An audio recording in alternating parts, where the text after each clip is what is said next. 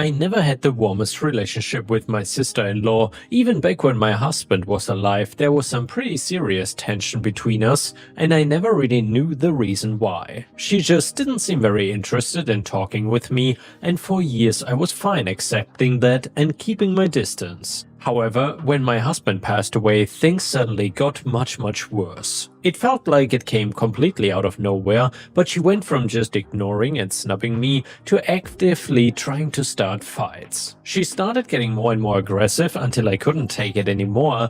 The one last piece of background you need is that I'm a single mom with her own house. I inherited it from my grandparents, so my sister-in-law could not possibly believe that she has any right to it. But I've always gotten the impression that she was exceedingly envious. However, she has never explicitly brought it up, so I'm really just guessing about her motivations and behavior there. Anyway, the year after my husband passed away, everything came to a boil with my sister-in-law. Specifically, it happened on my kid's 5th birthday, which I wanted to make a good, memorable experience so they could hopefully have some warm and happy memories along with the obvious pain of losing their father. Unfortunately, that's not quite how things turned out. Instead, my sister-in-law proudly got up in front of the gathering of friends and family to declare that she deserved to have custody of my kid instead. That's right, at my kid's 5th birthday, right after they lost their dad and I lost my husband, my sister-in-law told the whole world that she thought I was an unfit parent. She then went a step further and said that this is what my husband would have wanted for his so-called real family to raise his child instead of the woman he had merely married and pledged to spend the rest of his life with. Oh, and by the way, it gets even better. I don't know if my sister-in-law planned this or just got caught up in the moment, but she also demanded that I sign the house over to her. She must have thought that the entire family was on her side, because I cannot imagine why she would have overstepped so horribly otherwise. Absolutely everyone listened in shocked, appalled silence, but she was just grinning like a villain while her husband stood sheepishly at her side. It is hard to believe, but I think she must have actually been confident in her plan there. She really thought that she could just demand that I give her my kid and my family's house, and I would hand them over, no questions asked. Needless to say, the birthday party ended early. Fortunately, I was able to distract my kid, and most of the other guests were more than happy to help out. Some of them hurried my sister-in-law out of there, and I think she only went along because she thought that they were completely on her side. If I thought for even a single second that was the end of things and just a one-off incident, well, the next day proved otherwise. Apparently my sister-in-law went home and immediately contacted CPS to file a complaint against me, and no, CPS did not follow up in less than 24 hours. I found out the next day because sister-in-law contacted me herself, bragging that I was about to get publicly humiliated because I decided to do things the hard way rather than just giving her everything she wanted. It was over a phone call, so I did not get the full picture, but she seemed taken aback when I didn't immediately start begging her for mercy when she told me about CPS. However, her confusion didn't last long, and she ended the call by saying that she'd hoped I would be able to land on my 2 feet and find someone to stay with rather than ending up completely homeless and childless on the street. Yeah, you can tell she is a lovely woman, isn't she? But over the next week, CPS did indeed follow up on her report. I got a few phone calls and then an in-person visit from an investigator. They were happy to speed things along because I said I had nothing to hide, and I'm just happy that their schedule allowed for a quick resolution here. In under 7 days they had interviewed both me and my kid and then taken a look around the house. I don't think they're supposed to share opinions while they're investigating, but I got the distinct impression that they were quite relieved with the state of affairs at our place. They seemed pretty friendly when they left, and I don't think they would really act like that if they were about to take someone's kid away, but I suppose I could be reading too much into things. Anyway, while this was going on, my sister-in-law did not rest. I only heard about this secondhand, but it turns out she went into overdrive trying to spread as many rumors as she could, as quickly as she could as well. She lied to just about every one of her family members, and then she reached out and got in touch with some of my family as well. It ranged from accusations that I was bringing strange men over while my kid was home to saying that I was violently abusive and doing drugs. None of it was true, mind you. In fact, she was straight up contradicting herself with lies when she talked to different people. She told her parents that I was cheating on my husband when he was alive, and then she went and told my parents that my husband was the cheater and I might get revenge by abusing our kid. Well, never in a million years did she imagine that our parents might talk and compare notes. On the same day that I heard back from CPS that everything seemed to be in order, my sister-in-law took it a step further. I know that sounds hard to believe, but she filed for emergency custody and went from spreading lies to outright stalking. And to make matters worse, she didn't just stalk me, but she also started stalking my kid too. She was following me around at work and then she started showing up at my kid's school.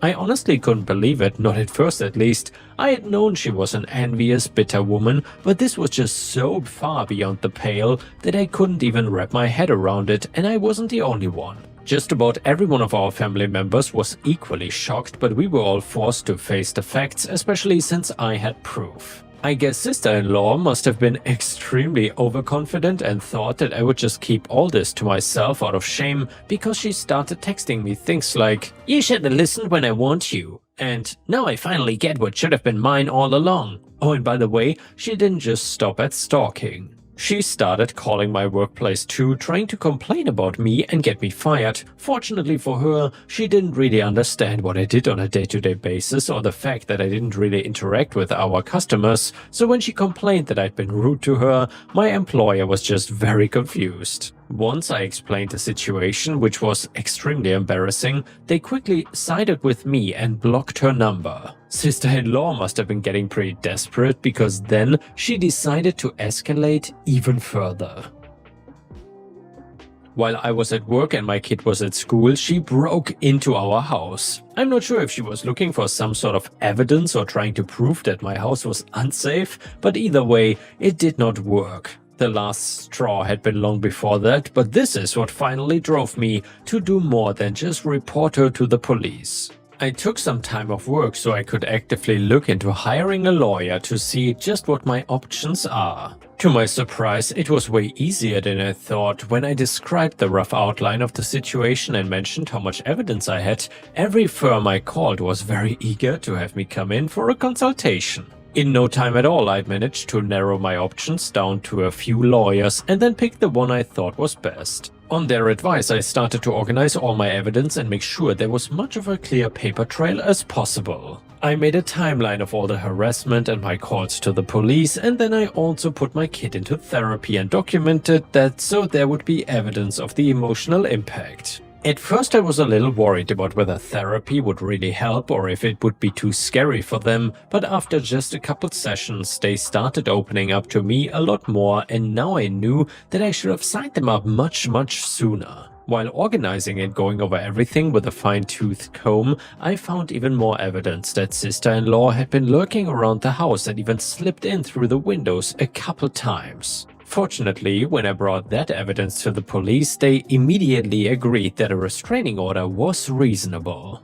After this point, things slowed down a bit while legal matters got sorted out. I think sister-in-law stayed away because she was confident that she'd win custody when the matter was brought before the court. But I haven't the faintest idea why she thought that way. However, a conversation with her parents, and thus my husband's parents, did clear things up a little bit, specifically regarding sister-in-law's motivations and why things went so poorly so quickly. It turns out that she had actually been seeking fertility treatments for several years, but they had not shown any results so far, so she had been trying to get pregnant, but when that did not work out, she decided she deserved to have my kid instead. Her parents seemed deeply embarrassed by the whole affair, and while I do understand why they wanted to keep this particular detail private to protect their daughter, I do wish they had told me earlier. Ultimately, a judge took a look at our dispute and decided to dismiss sister-in-law's custody petition, and then went a step further and sanctioned her. The restraining order was upheld and the judge had a few choice words for my sister-in-law.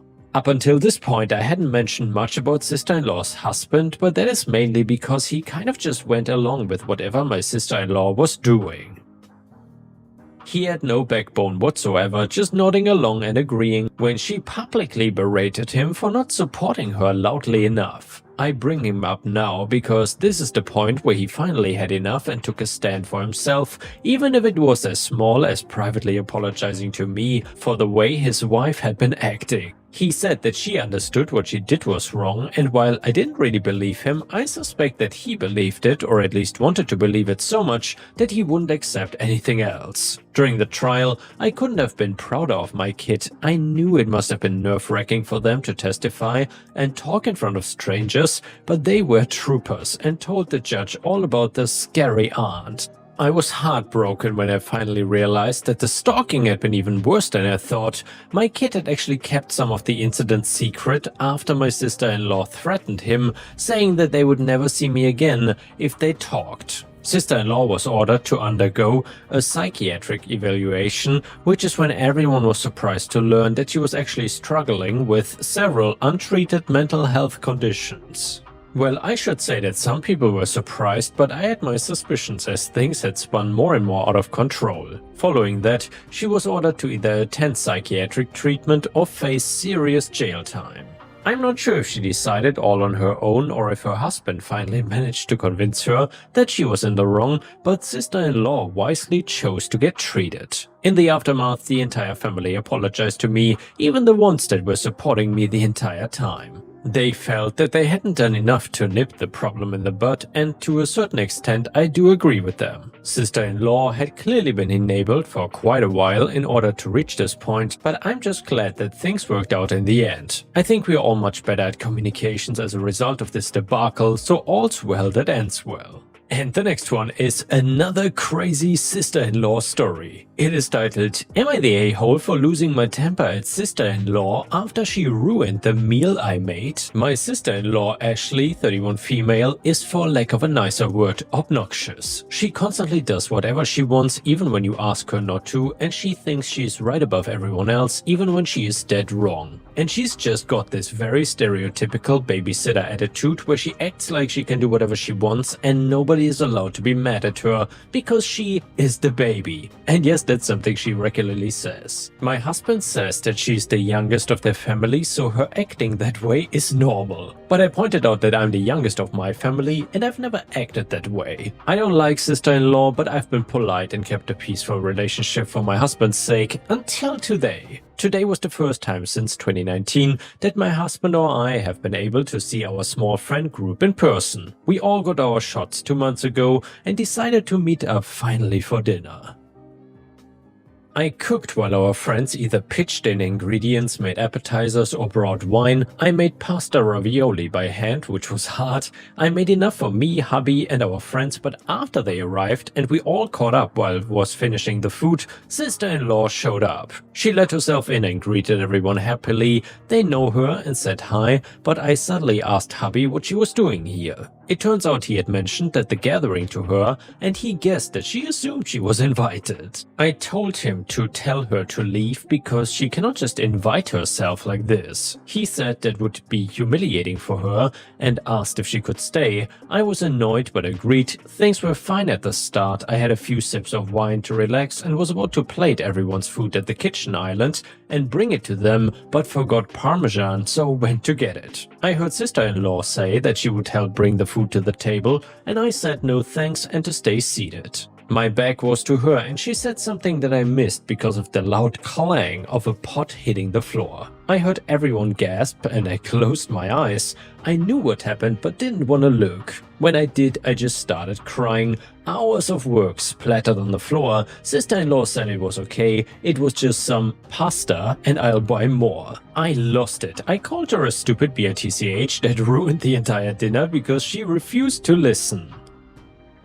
She started boo-hooing and I told her to just shut up and leave. She ran out crying and I sat down to cry too. Our friends consoled me and hubby tried to say that I went too far, but our friends told him that he was an a-hole and sister-in-law was in the wrong. They helped clean and we ordered pizza. But after they left, hubby and I were floored with calls from his family saying I was a horrible spoiled brat who made their baby cry over some stupid food. Now I'm just crying and feeling like garbage, so did I go too far? I don't usually get so angry or curse. Am I the a-hole? And yeah guys, let me know in the comments what you think about this one. Was OP really the jerk here? Or did the entitled sister-in-law act like, well, like an entitled spoiled brat? Let me know in the comments. Edit, hubby said he understands that I'm upset the food was wasted, but he doesn't think my outburst was warranted and was actually kind of extreme. Tomorrow is his off day and I told him he's going to be making the dish like I did by hand and on his own, and then at the end we will see if he thinks that my outburst was unwarranted. Edit number 2, well,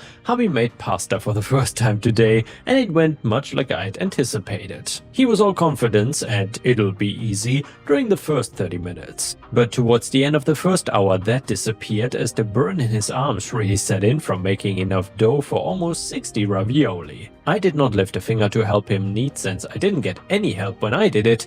After the dough was done and wrapped up in the fridge, he made the filling, which took another 40 or so minutes. Then the dough was brought out and he had to start crafting the ravioli, all by hand after rolling the dough out. Lord, that went on for ages. Just rolling some dough out, cutting out squares, filling them and putting the top on, rinse and repeat until the dough and filling was all gone. All in all, the entire process from start to finish for him on his own took a little over 4 hours. And that is with us not actually cooking any of the ravioli. Also, he didn't make any sauce or cook any shrimp for the ravioli to be served in/with, and also he didn't prepare any salad to go with it. And when I told him this, that there was still more to do, he almost started crying. He started saying sorry at the 1 hour mark and hasn't stopped apologizing since. We had a long talk about his sister and the dinner she ruined, the other times she has pulled similar incidents, there's a lot, and how him and his family always let her get away with it. He says he knows how they treat her is not normal